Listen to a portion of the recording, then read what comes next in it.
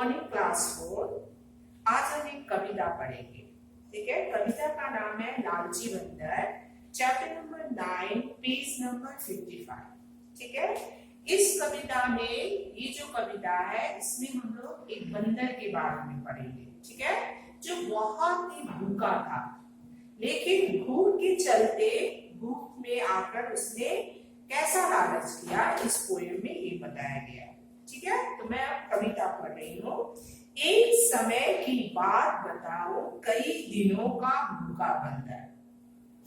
एक समय की बात है, एक बहुत ही भूखा बंदर था कई दिनों से। ठीक है, खाने को कुछ पा जाने को घूम रहा था इधर उधर, और खाने की खोज में वो यहाँ से वहां घूम रहा था। ठीक है, दिया दिखाई उसको सूने घर में रखा एक घड़ा। एक सूने घर मतलब जहां पर कोई भी आदमी नहीं था, क्योंकि जहां पर आदमी होगा तो बंदर तो वहां पर जाएगा नहीं। ठीक है, तो उसको दिखाई दिया कि एक सूने घर जहां पर कोई भी नहीं था, वहां पर उसने एक घड़ा, घड़ा किसको बोलते हैं, मटका जो होता है, ठीक है, जिसमें हम लोग पानी रखते हैं। ठीक है, वो घड़ा उसको दिखाई दिया, और घड़ा भी भुने हुए कुरमुरे चनों से भरा पड़ा। लेकिन उस घड़े में पानी नहीं था, उस घड़े में क्या था, चना था। ठीक है, कुरमुरे मतलब एकदम क्रिस्पी, जिसको बोलते हैं, खाने से एकदम क्रिस्पी होता है, तो वैसे ही क्रिस्पी चने से वो घड़ा पूरा भरा हुआ था। दोनों हाथ साथ बंदर ने फौरन दिए घड़े में डाल, और उसके बाद क्या किया उसने, उस घड़े में, उसे तो बहुत जोरों की भूख लगी थी, तो इसलिए उसने क्या किया, अपने दोनों हाथों को उसने घड़े में डाल दिया। ठीक है, क्योंकि उसको बहुत जोर से भूख लगी थी, उसका दिमाग कभी काम नहीं कर रहा था। चने भरी मुट्ठियों को वह लेके पाया नहीं निकाल। लेकिन क्या हुआ, अब जैसे दोनों हाथ को उसने घड़े में डाला, तो घड़ा का जो मुंह होता है वो क्या होता है, बहुत छोटा होता है, और जब उसने दोनों हाथ को ढाला, और मुट्ठी मतलब उसने चने को इस तरह से पकड़ा और मुट्ठी हो गया, और वो घड़े से अपने हाथ को नहीं निकाल पाया। ठीक है, घड़ा बहुत छोटे मुंह का था, हाथ निकल ना पाता था।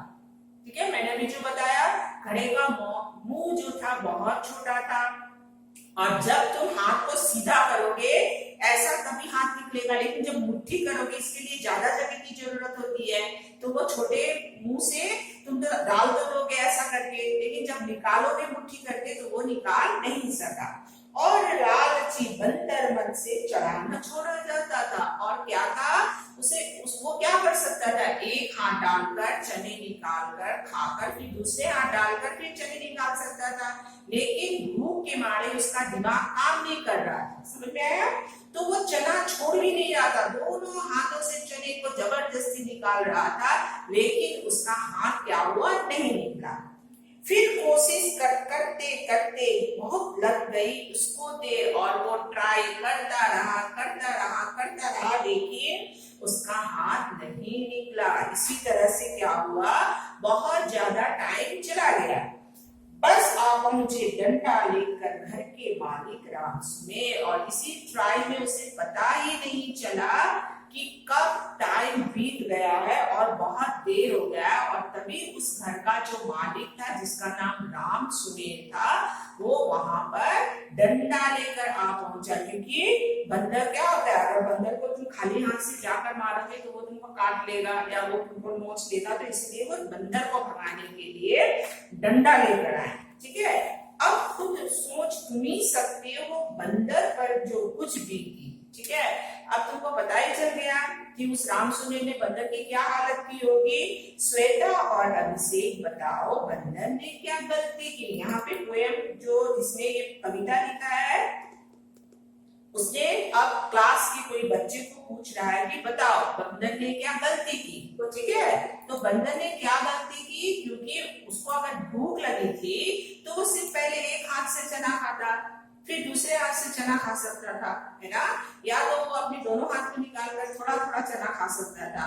ठीक है, ऐसा कर सकता था, लेकिन लालच के कारण क्या हुआ, वो दोनों हाथ से एक समय चना निकालना चाह रहा था, तो उसने वही गलती की। ठीक है बच्चों, तो ये पोएम है, और इसकी जो राइटर है वे डॉक्टर हरिवंश राय बच्चन है, यानी कि इस कविता को जिसने लिखा है, कवि जिसको बोलते हैं। देखो बच्चों, जब हम लोग कोई भी बुक पढ़ते हैं तो उसको लेखक बोलते हैं। जो कोई भी लेसन पढ़ते हैं और कोई भी कहानी पढ़ते हैं तो उसको लेखक बोलते हैं, ठीक है। और जो कविता जो होता है उसके राइटर को, जो वो कविता लिखता है उसको कवि बोलते हैं, ठीक है। तो कवि जो है वो है डॉक्टर हरिवंश राय बच्चन। और तुमको मालूम है डॉक्टर हरिवंश राय बच्चन कौन है? हाँ, ये हम लोग एकदम जाने माने अभिनेता यानी कि हीरो एक्टर अमिताभ बच्चन के डैड है। इन्होंने ये पोयम लिखा है, उनके पिताजी है डॉक्टर हरिवंश राय बच्चन, ठीक है। तो इस पोयम में तुमको क्या पता चला कि ये जो लालच है, लालच करना क्या है, एकदम बुरी बात है। हमें ज्यादा लालच नहीं करना चाहिए। हमें जितना से पेट भरता है या हमें जितनी जरूरत होती है उसी के अनुसार हर काम करना चाहिए। और एक मुहावरा भी बोलते हैं कि लालच बुरी बला है, यानी कि लालच जब तुम ज्यादा करोगे तो तुम किसी चीज में फंस सकते हो, ठीक है। तो ये पोयम मैंने तुम्हें एक्सप्लेन किया। इस पोयम को जब तुम पढ़ोगे तो इसको एकदम लय के संग में पढ़ोगे। लय मतलब एकदम पोयम जैसा बोलते हैं, जैसा गाना गाते हो, गाना गाते हो एकदम गीत को जैसा लय में गाते हो उसी तरह। तो मैं एक बार फिर अभी तुमको मैंने एक्सप्लेन किया, इस पोयम को मैं फिर एक बार किस तरह पढ़ोगे ये भी बताती हूँ, ठीक है। कई समय की बात बताऊं, एक समय की बात बताऊं, कई दिनों का भूखा बंदर खाने को कुछ पा जाने को घूम रहा था इधर उधर, ठीक है। दिया दिखाई उसको सूने घर में रखा एक घड़ा, और घड़े भी भुने हुए कुलमुलोचनों से भरा पड़ा। दोनों हाथ साथ बंदर ने फौरन दिए घड़े में डाल, चने भरी मुट्ठियों को वह लेकिन पाया नहीं निकाल। घड़ा बहुत छोटे मुंह का था, हाथ निकल ना पाता था, और लालची बंदर मन से चना न छोड़ा जाता था। फिर कोशिश करते करते बहुत लग गई उसको देर, बस आ पहुंचे डंडा लेकर घर के मालिक राम सुमेर। अब खुद सोच तुम ही सकते हो बंदर पर जो कुछ बीती, श्वेता और अभिषेक बताओ बंदर ने क्या गलती की। कवि डॉक्टर हरिवंश राय बच्चन। और यहाँ देखो बच्चों, पिंक कलर में ये रेडिश कलर में कुछ लिखा हुआ है, देखो संदेश। संदेश मीन्स ये कविता को जब हम पढ़ चुके तो इस कविता पढ़ने के बाद हमें क्या मैसेज मिला, हमें क्या पता चला, हमें क्या समझ में आया कि हमें क्या नहीं करना चाहिए, सीख मिली जिसको बोलते हैं। तो इससे हमें सीख मिली कि लालच जो होती है बहुत ही बुरी बला है, बहुत ही बुरी चीज है, ठीक है। अब देखो यहाँ पे देखो लाइट ग्रीन और ग्रीन हरा रंग से कुछ लिखा हुआ है, उसको वो है शब्द अर्थ, ठीक है।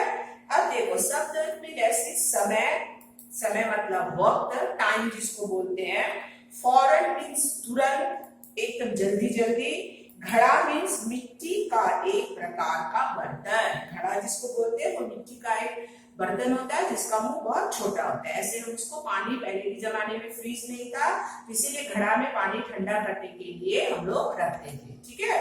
अब देखो कोशिश मीन्स प्रयत्न, रखा मीन्स रखा, इसका दोनों का स्पेलिंग देखो थोड़ा सा डिफरेंस है। सुने मीन्स एकांत, जहां पर कोई आदमी नहीं जाता है। लालची मीन्स लोभी, ठीक है, जो लालच करता है उसको लोभी बोलते हैं, ठीक है। अब देखो बच्चों, वाचन या श्रुत लेख मतलब इसको तुम किस तरह पढ़ सकते हो या तुम इसको लिख भी सकते हो एज अ हैंडराइटिंग, ठीक है। उसका स्पेलिंग लिखते लिखते तुमको ये लर्न हो जाएगा। जैसे देखो घड़ा, ठीक है, कुरमुरे, इसका उच्चारण भी सुनो। फौरन तुरंत जिसको बोलते हैं। मुट्ठी, लालची, मालिक और राम सुमेर, ठीक है। अब देखो, अब यहाँ देखो ये इसका अभ्यास, अभ्यास मीन्स मौखिक, ये मुंह से ही सिर्फ बोला गया है, इसको तुम्हें लिखने की जरूरत नहीं है, ठीक है। और अभी कोई भी वॉक नहीं करना है, मैं कल तुमको ऑफलाइन में जो वॉक भेजूंगी तुमको यही करना है। अभी मैं तुमको सिर्फ एक्सप्लेन कर रही हूँ, ठीक है, सिर्फ बता रही हूँ। सोचिए और बताइए बंदर इधर उधर क्यों घूम रहा था, ठीक है। ये सिर्फ मुंह से बोलना है इसको, तुमको सिर्फ आंसर देना है, इसे कॉपी में नहीं करना है। तो बंदर इधर उधर क्यों घूम रहा था? फर्स्ट तो भूख में के मारे, और दूसरा अगर उसे कुछ खाने की चीज मिल जाए। बंदर अपने हाथों को घड़े से क्यों नहीं निकाल पा रहा था? क्योंकि उसने अपने दोनों हाथों में चने भरकर उससे मुट्ठी कर लिया था। अगर वह एक एक हाथों से चना निकालता, वो अपने हाथ को आसानी से घड़े से निकाल सकता था। बंदर ने क्या गलती की? बंदर ने ज्यादा लालच करने की गलती की, ये भी हो सकता है आंसर। और या बंदर ने अपने दोनों हाथों को एक संग डालकर ज्यादा चने निकालने की गलती की। अब देखो यहाँ पे क्वेश्चन नंबर 1 है, देखो दी गई कविता की पंक्तियां पूरी कीजिए। यानी कि यहाँ पर फिल इन द ब्लैंक्स के जैसे कुछ कुछ दिया हुआ है और कुछ नहीं दिया हुआ, जिसे तुम्हें बुक में देखकर लिखना है। फिर कोशिश करते करते बहुत लग गई उसको देर, बस आ पहुंचे डंडा लेकर घर के मालिक राम सुमेर। ये देखो, ये पेज नंबर 55 के लास्ट में जो 4 लाइन्स है, वहीं से यह फिल इन द ब्लैंक्स दिया हुआ है। ठीक है, अब देखो पेज नंबर 57 में देखो, यहाँ पे राइट और रॉन्ग लिखना है। दिए गए प्रश्नों के उत्तर में सही निशान लगाए। कई दिनों से कौन भूखा था? राम सुमेर भूखा था, बंदर भूखा था कि श्वेता भूखी थी? तो यहाँ पे आंसर क्या होगा? यस, बंदर होगा। घड़े के अंदर क्या भरा था? घड़े के अंदर क्या भरा था? चना, चावल और गेहूं, तो चने भरे हुए थे। ठीक है, अब देखो क्वेश्चन नंबर 3 जो है, प्रश्नों के उत्तर लिखिए। ठीक है, ये क्वेश्चन जो है, बंदर को घड़ा कहाँ दिखाई दिया, ये सब मैं तुम लोगों को ऑफलाइन में भेज दूंगी। क्वेश्चन नंबर 4, घड़ा देखकर बंदर ने क्या कोशिश की? इस कविता को पढ़कर आपने क्या सीखा? आप बंदर की जगह होते तो क्या करते? ये जितने भी क्वेश्चन आंसर है बच्चों, ये सब हम ऑफलाइन में मैं तुम लोगों को भेज दूंगी। ठीक है, अब यहाँ पे देखो हम लोग जो 100 जो होता है, 100 3 प्रकार के होते हैं, हम लोग कॉमा में पढ़े हैं। तो यहाँ पे बोल रहा है तालवेश, मूर्धन्यश और दंतेश। देखो यहाँ पे भाषा ज्ञान इसका पाठ का नाम है। तो यहाँ पे उसका प्रयोग विराम चिन्ह मीन्स खड़ी पाई और नए शब्द बनाकर बताओ। जैसे देखो यहाँ पे समय कौन सा 100 होगा? तालवेश, मूर्धन्यश, दंतेश, 3 100 में तुम्हें राइट 100 चुनकर यहाँ पर लिखना है।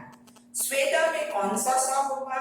षटकोण में कौन सा 100 होगा? कोशिश में, अभिषेक में, आदेश में, राम सुमेर, हरिवंश राय बच्चन और उसको। यहाँ पर देखो कौन कौन सा 100 राइट होगा, ये तुमको यहाँ से चुनकर, यहाँ से खोजकर यहाँ पे फिल इन द ब्लैंक्स में लिखना है। ठीक है, अब देखो ये लास्ट है पेज नंबर 58। देखो यहाँ पर बोल रहा है क्वेश्चन नंबर 2 में, लिखते समय विराम को देखने के लिए कुछ चिन्हों का प्रयोग करते हैं, उन चिन्हों को विराम चिन्ह कहते हैं। कुछ विराम चिन्ह इस प्रकार है। ठीक है, जैसे इंग्लिश में भी तुम पढ़ते हो कॉमा, फुल स्टॉप, ये सब पढ़ते हो ना, एक्सक्लेमेटरी साइन, ये सब पढ़ते हो, तो हिंदी में भी वैसे ही होती है। जैसे देखो पूर्ण विराम मीन्स खड़ी पाई भी बोलते हैं इसको, यानी कि एक शब्द जो होता है वो खत्म हुआ। ठीक है, जैसे मेरा नाम अभिषेक है, तो उसके बाद हम लोग खड़ी पाई दे देते हैं। ठीक है, अब जैसे लिखते हैं सीता, रमेश और महेश खेलने जा रहे हैं, तो सीता और रमेश के बीच में कॉमा होता है, उसको हम लोग अल्प विराम बोलते हैं। ठीक है, मतलब थोड़ी देर रुकने के लिए। और प्रश्न चिन्ह मीन्स क्वेश्चन मार्क, सभी जानते हो, तुम्हारा नाम क्या है, ऐसा बोलते वक्त हम लोग क्या करते हैं?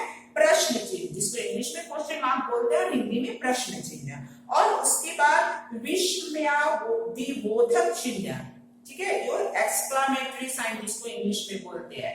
ठीक है, जिसमें कि हम एकदम आश्चर्य हो जाते हैं, खुशी होते हैं, जैसे इंग्लिश में हुर्रे ऐसा बोलते हैं, जो बोलते हैं, तो वैसे ही हिंदी में है। ठीक है, जैसे घृणा, मैं तुमसे बहुत घृणा करती हूँ, तो तभी ये चिन्ह का क्या बोलते हैं, या हम लोग जब बहुत खुश होते हैं तो तब हम लोग, या हाय दुखी होते हैं तब हम लोग इसका। अब देखिए यहाँ पे दिया है घृणा, शोक, आश्चर्य आदि के भाव के लिए है। ठीक है, आश्चर्य जो होता है उसे हम लोग हिंदी में विस्मयादिबोधक चिन्ह कहते हैं, एक्सक्लेमेटरी साइन। ठीक है, अब देखो यहाँ पे कुछ वाक्य दिए गए हैं, ठीक है।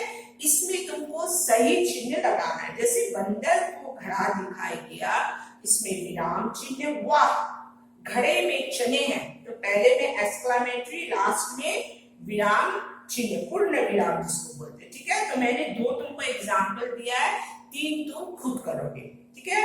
उसके बाद देखो यहाँ पे, जैसे देखो लालची, बड़ी की मात्रा है, पे मात्रा लगाना है। भूखा, ख आकार आ लगाना है। मेहनती, तो में बड़ी की मात्रा लगाना है, और सूखा में आ की मात्रा लगाना है, ठीक है। अब देखो ये जो नीचे का जो और कुछ नया सीखे, ये तुमको नहीं करना है। और ये जो है मैं तुमको सब, ये जितनी मैंने अभी तुमको पढ़ के सुनाया है, मैं सब तुमको ऑफलाइन में अभी पेज नंबर भेज दूंगी बना करके, ठीक है। तुम लोग ट्राई करना, और तुम लोग अगर नहीं सकते हो तो कल जब मैं भेजूंगी, खूब पहले ट्राई करना, और कल जब मैं तुमको ये भेजूंगी तो तुम यहाँ से देखकर तुमने राइट किया या नहीं, तुमको समझ में आया कि नहीं, ये तुम अपने आप को एग्जामिनिंग कर सकते हो, ठीक है बच्चों। तो आज के लिए इतना ही, ओके। तो कल मैं ऑफलाइन में तुम लोगों को सारा वर्क भेज